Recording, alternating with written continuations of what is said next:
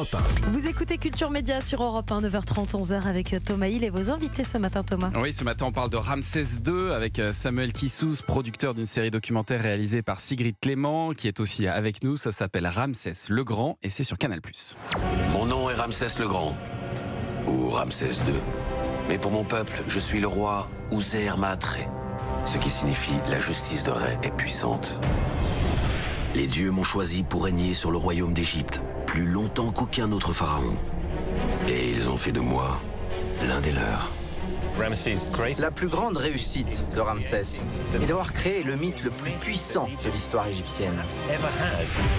Le mythe le plus puissant de l'histoire égyptienne, une série en 6 épisodes de 45 minutes qui raconte toute la vie de Ramsès II. C'est ce qu'on appelle un docu-fiction. Samuel Kissous, c'est ça? C'est devenu un peu votre spécialité, j'ai l'impression. Absolument, c'est un docu-fiction, une série épique en 6 épisodes qui permet de découvrir un visage peut-être moins connu de Ramsès II. C'est vrai qu'on nous demande de renouveler sans arrêt les méthodes de narration en documentaire. Donc le docu-fiction est une manière de faire revivre des personnages, de donner vraiment l'impression de rencontrer Ramsès le Grand et de lui faire face littéralement.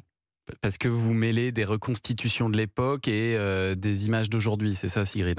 Oui, des images de documentaire. Aujourd'hui, en fait, la fiction vient en appui du documentaire pour montrer qu'on se base sur les écrits, sur les preuves archéologiques pour raconter des choses. On n'invente pas des scènes de fiction avec Ramsès. On essaie en fait par rapport aux écrits qui existent, et Ramsès en a laissé beaucoup. C'est un des pharaons dont on a le plus de traces écrites.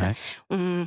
On se base là-dessus pour raconter sa vie et puis rectifier parfois un petit peu le tir, parce que Ramsès, il a laissé beaucoup d'écrits pour qu'on se souvienne de lui d'une manière qui est celle qu'il a choisie et qui le servait à l'époque où il vivait.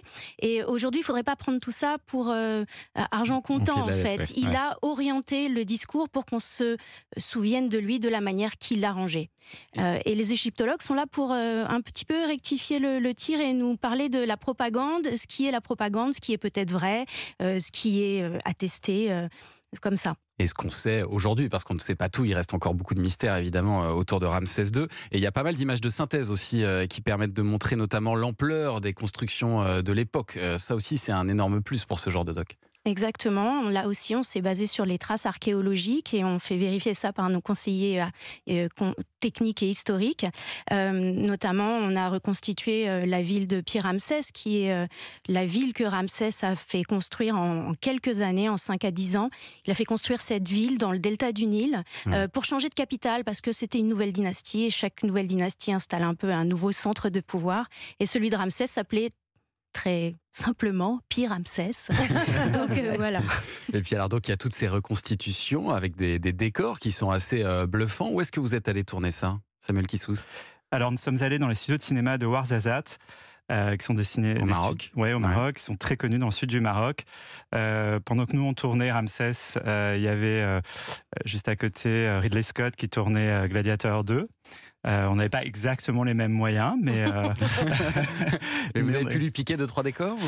Alors, non, il a vraiment préservé ses décors. En revanche, on a récupéré des décors qui datent de l'époque de Astérix Obélix Mission Cléopâtre, le film d'Alain Chabat. Donc, c'est vraiment génial. Quand on arrive dans les studios de cinéma à Ouarzazate, on a l'impression de se balader en Égypte ancienne. On a l'impression d'y être complètement. Donc, c'est très excitant pour les comédiens aussi de travailler là-bas. Et ça vous a pris combien de temps de tourner tout ça? Combien de temps il faut pour tourner ces 6 épisodes? Alors, pour la partie documentaire, je suis partie quasiment 1 mois en Égypte, où là, le rythme est assez soutenu parce qu'il y en a vraiment du nord au sud, des traces de Ramsès II. Et pour la partie fiction, on a tourné 16 jours. Ouais, 16 jours. Ouais. Et plus ensuite tout le travail de montage. Et ça évidemment. représente une équipe de... Il y a une centaine de personnes qui travaillent et ensuite jusqu'à 400 figurants et comédiens. Donc c'est quand même... Pour du documentaire, on va dire que c'est la super production. Et alors, Sigrid Clément, vous commencez cette série bien avant l'accession au pouvoir de Ramsès II et on se rend compte qu'en fait, il n'aurait jamais dû devenir pharaon parce qu'il n'a pas une goutte de sang royal en fait, Ramsès II. Exactement, et c'est bien le ressort un petit peu de Ramsès quand il arrive sur le trône. Ça fait que 10 ans que sa famille est au pouvoir et 10 ans, c'est vraiment pas grand-chose. Donc Donc il a à cœur de prouver qu'il est légitime. Et c'est pour ça qu'il va autant construire, qu'il va faire autant d'actions guerrières.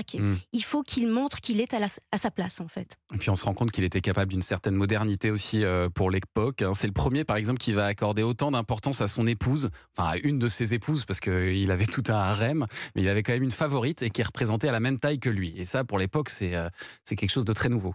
Oui. Exactement. On ne va pas dire qu'il était féministe pour autant, mais... Ce serait pousser le bouchon un peu loin. Quelle image vous gardez de Ramsès II après tout ce tournage, tout ce travail que vous avez effectué? Comment vous l'imaginez, vous? J'ai essayé de diriger mon comédien qui joue Ramsès, Adel Bencherif. Ouais. J'ai essayé de le diriger pour qu'il soit un peu ce qu'on imagine de Ramsès, qui garde son côté royal, autoritaire, mais en même temps, effectivement, il savait distiller un petit peu d'humain avec sa grande épouse Néfertari, et avec le fait aussi qu'il a exposé beaucoup ses enfants. Ouais. C'était très important pour lui, et ça aussi, c'était le premier à autant mettre en avant ses fils.